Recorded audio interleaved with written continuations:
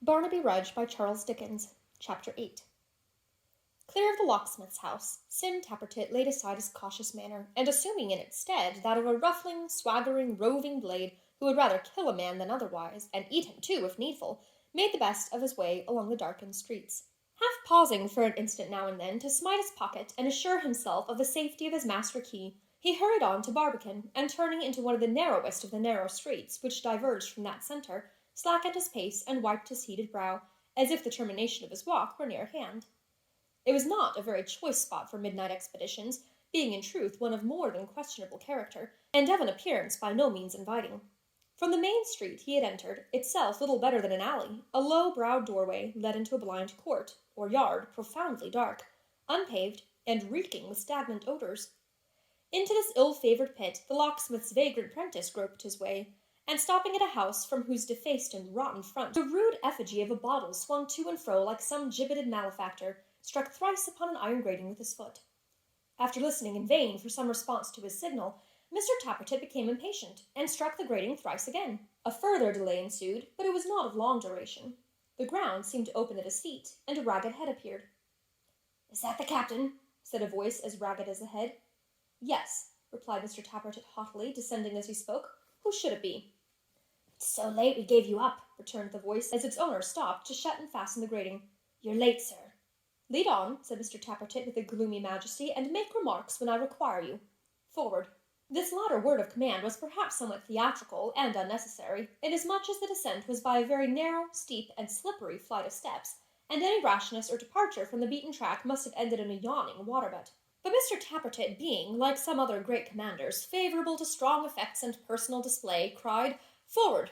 again, in the hoarsest voice he could assume, and led the way, with folded arms and knitted brows, to the cellar down below, where there was a small copper fixed in one corner, a chair or two, a form and table, a glimmering fire, and a truckle-bed covered with a ragged patchwork rug. "Welcome, noble captain," cried a lanky figure, rising as from a nap. The captain nodded. Then, throwing off his outer coat, he stood composed in all his dignity, and eyed his follower over. "What news tonight?" he asked, when he had looked into his very soul. "Nothing particular," replied the other, stretching himself, and he was so long already that it was quite alarming to see him do it. "How come you to be so late?" "No matter," was all the captain deigned to say in answer. "Is the room prepared?" "It is," replied the follower. "The comrade, is he here?" "Yes, and a sprinkling of the others. You hear him?" "Playing skittles," said the captain moodily. "Light-hearted revellers." There was no doubt respecting the particular amusement in which these heedless spirits were indulging, for even in the close and stifling atmosphere of the vault, the noise sounded like distant thunder.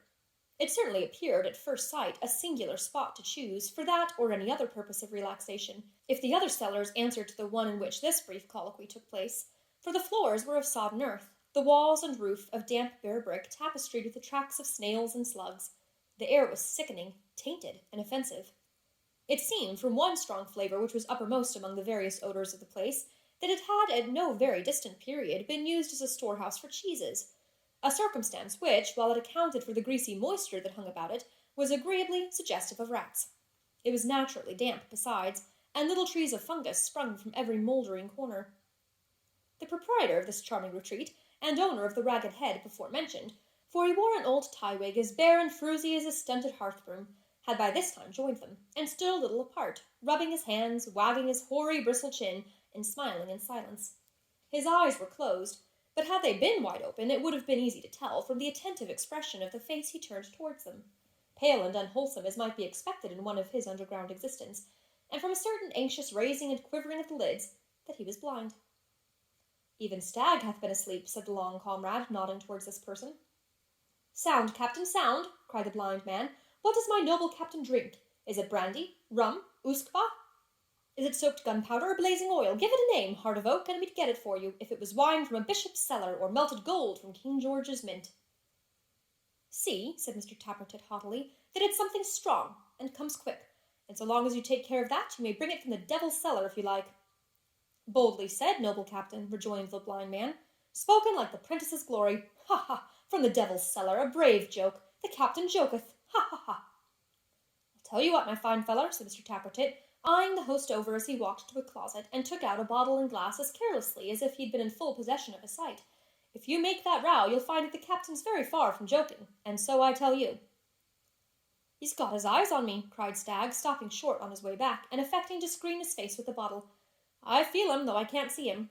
Take him off, noble captain. Remove him, for they pierce like gimlets." Mr. Tappertit smiled grimly at his comrade, and twisting out one more look, a kind of ocular screw, under the influence of which the blind man feigned to undergo great anguish and torture, bade him in a softened tone approach and hold his peace. "I obey you, captain," cried Stagg, drawing close to him and filling out a bumper without spilling a drop, by reason that he held his little finger at the brim of the glass, and stopped at the instant the liquor touched it. "Drink, noble governor. Death to all masters, life to all prentices, and love to all fair damsels. Drink, brave general, and warm your gallant heart." Mr. Tappertit condescended to take the glass from his outstretched hand.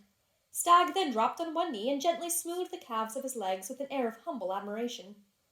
"That I had but eyes," he cried, "to behold my captain's symmetrical proportions! That I had but eyes to look upon these twin invaders of domestic peace!" "Get out," said Mr. Tappertit, glancing downward at his favourite limbs.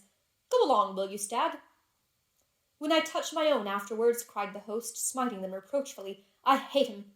Comparatively speaking, they've no more shape than wooden legs, beside these models of my noble captains." "Yours!" exclaimed Mr. Tappertit. "No, I should think not. Don't talk about those precious old toothpicks in the same breath with mine. That's rather too much. Here, take the glass. Benjamin, lead on. To business."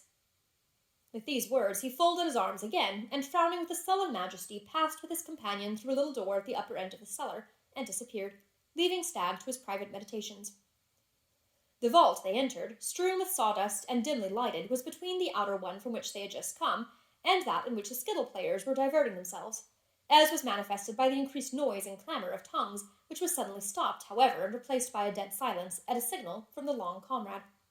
Then this young gentleman, going to a little cupboard, returned with the thigh bone, which in former times must have been part and parcel of some individual at least as long as himself, and placed the same in the hands of Mr. Tappertit, who, receiving it as a sceptre and staff of authority, cocked his three-cornered hat fiercely on the top of his head, and mounted a large table, whereon a chair of state, cheerfully ornamented with a couple of skulls, was placed ready for his reception.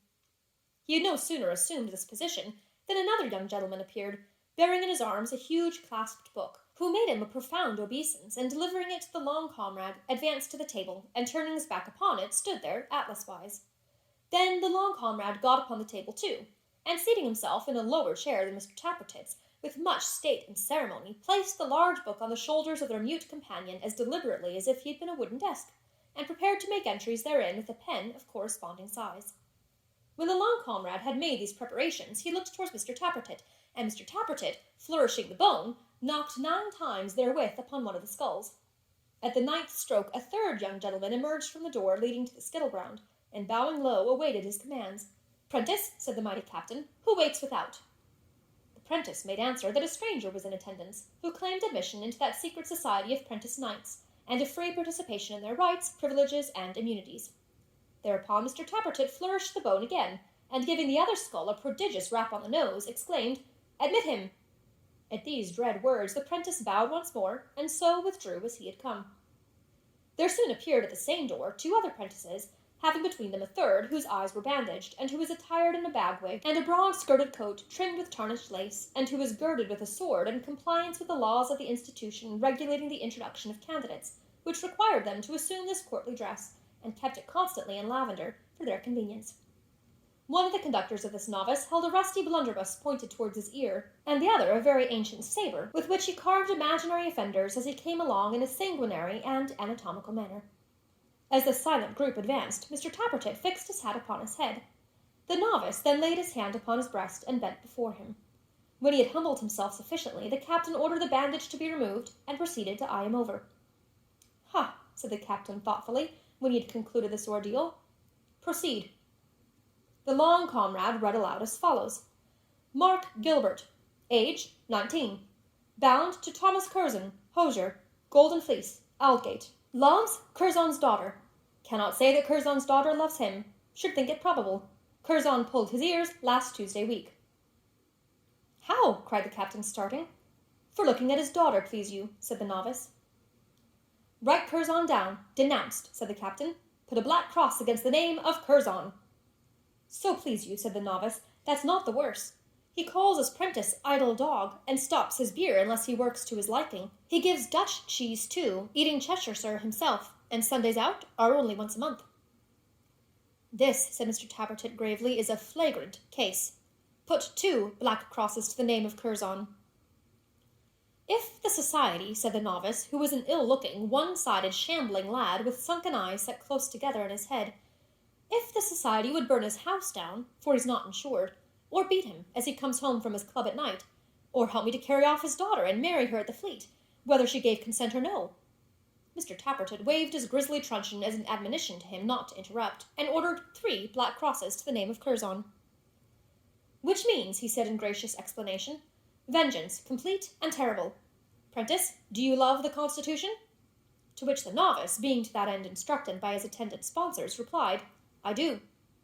The church, the state, and everything established, but the masters? Quoth the captain. Again the novice said, I do. Having said it, he listened meekly to the captain, who, in an address prepared for such occasions, told him how that under that same constitution, which was kept in a strong box somewhere, but where exactly he could not find out, or he would have endeavoured to procure a copy of it, the prentices had, in times gone by, had frequent holidays of right, broken people's heads by scores, defied their masters, nay, even achieved some glorious murders in the streets, which privileges had gradually been wrested from them, and in all which noble aspirations they were now restrained.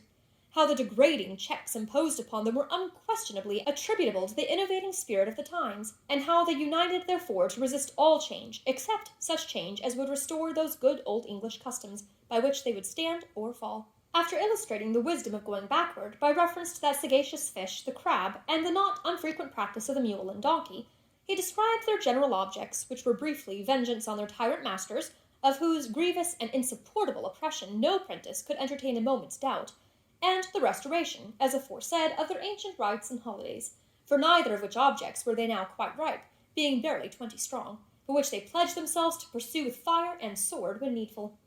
Then he described the oath which every member of that small remnant of a noble body took, and which was of a dreadful and impressive kind, binding him, at the bidding of his chief, to resist and obstruct the Lord Mayor, sword-bearer, and chaplain, to despise the authority of the sheriffs, and to hold the court of aldermen as naught, but not on any account, in case the fullness of time should bring a general rising of prentices, to damage or in any way disfigure Temple Bar, which was strictly constitutional, and always to be approached with reverence. To this the novice made rejoinder, that he would take the vow, though it should choke him, and it was accordingly administered with many impressive circumstances, among which the lighting up of the 2 skulls at the candle end inside of each, and a great many flourishes with the bone, were chiefly conspicuous, not to mention a variety of grave exercises with the blunderbuss and sabre, and some dismal groaning by unseen prentices without. All these dark and direful ceremonies being at length completed, the table was put aside, the chair of state removed, the sceptre locked up in its usual cupboard, the doors of communication between the 3 cellars thrown freely open, and the prentice knights resigned themselves to merriment.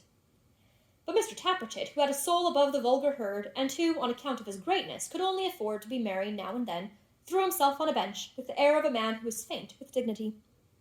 He looked with an indifferent eye, alike on skittles, cards, and dice, thinking only of the locksmith's daughter, and the base degenerate days on which he had fallen. My noble captain neither games, nor sings, nor dances, said his host, taking a seat beside him. Drink, gallant general. Mr. Tappertit drained the proffered goblet to the dregs, then thrust his hands into his pockets, and with a lowering visage walked among the skittles, while his followers, such is the influence of superior genius, restrained the ardent ball, and held his little shins in dumb respect.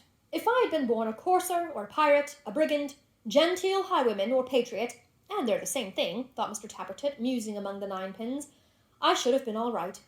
But to drag out an ignoble existence unbeknown to mankind in general, patience, I will be famous yet. A voice within me keeps on whispering greatness. I shall burst out one of these days, and when I do, what power can keep me down? I feel my soul getting into my head at the idea. More drink there. The novice, pursued Mr. Tappertit, not exactly in a voice of thunder, for his tones, to say the truth, were rather cracked and shrill, but very impressively notwithstanding. Where is he? Here, noble captain, cried Stagg. One stands beside me who I feel is a stranger. Have you, said Mr. Tappertit, letting his gaze fall on the party indicated, who was indeed the new knight, by this time restored to his own apparel, have you the impression of your street-door key in wax? The long comrade anticipated the reply by producing it from the shelf on which it had been deposited. Good, said Mr. Tappertit, scrutinizing it attentively, while a breathless silence reigned around, for he had constructed secret door-keys for the whole society, and perhaps owed something of his influence to that mean and trivial circumstance. On such slight accidents do even men of mind depend. This is easily made. Come hither, friend. With that, he beckoned the new knight apart, and putting the pattern in his pocket, motioned to him to walk by his side. And so, he said, when they had taken a few turns up and down, you love your master's daughter? I do, said the prentice. Honour bright, no chaff, you know. Have you, rejoined Mr. Tappertit, catching him by the wrist, and giving him a look which would have been expressive of the most deadly malevolence, but for an accidental hiccup that rather interfered with it. Have you a rival? Not as I know on, replied the prentice. If you had now, said Mr. Tappertit, what would you, The prentice looked fierce and clenched his fists. It is enough, cried Mr. Tappertit hastily. We understand each other. We are observed. I thank you. So saying, he cast him off again, and calling the long comrade aside after taking a few hasty turns by himself, bade him immediately write and post against the wall a notice prescribing one Joseph Willett, commonly known as Joe, of Chigwell, forbidding all prentice knights to succour, comfort, or hold communion with him, and requiring them, on pain of excommunication, to molest, hurt, wrong, annoy, and pick quarrels with the said Joseph, whensoever and wheresoever they, or any of them, should happen to encounter him. Having relieved his mind by this energetic proceeding, he condescended to approach the festive board, and, warming by degrees, at length deigned to preside and even to enchant the company with a song. After this he rose to such a pitch as to consent to regale the society with a hornpipe, which he actually performed to the music of a fiddle, played by an ingenious member, with such surpassing agility and brilliancy of execution that the spectators could not be sufficiently enthusiastic in their admiration, and their host protested with tears in his eyes that he had never truly felt his blindness until that moment. But the host, withdrawing, probably to weep in secret, soon returned with the information that it wanted little more than an hour of day, and that all the cocks in Barbican had already begun to crow, as if their lives depended on it. At this intelligence, the prentice knights arose in haste, and marshalling into a line, filed off one by one, and dispersed with all speed to their several homes, leaving their leader to pass the grating last. "Good night, noble captain," whispered the blind man as he held it open for his passage out. "Farewell, brave general. Bye-bye, illustrious commander. Good luck go with you for a conceited, bragging, empty-headed, duck-legged idiot." With which parting words, coolly added as he listened to his receding footsteps and locked the grate upon himself, he descended the steps, and lighting the fire below the little copper, prepared without any assistance for his daily occupation, which was to retail at the area-head above pennyworths of broth and soup and savoury puddings, compounded of such scraps as were to be brought in the heap for the least money at Fleet Market in the evening time, and for the sale of which he had need to have depended chiefly on his private connection, for the court had no thoroughfare, and was not that kind of place in which many people were likely to take the air or to frequent as an agreeable promenade.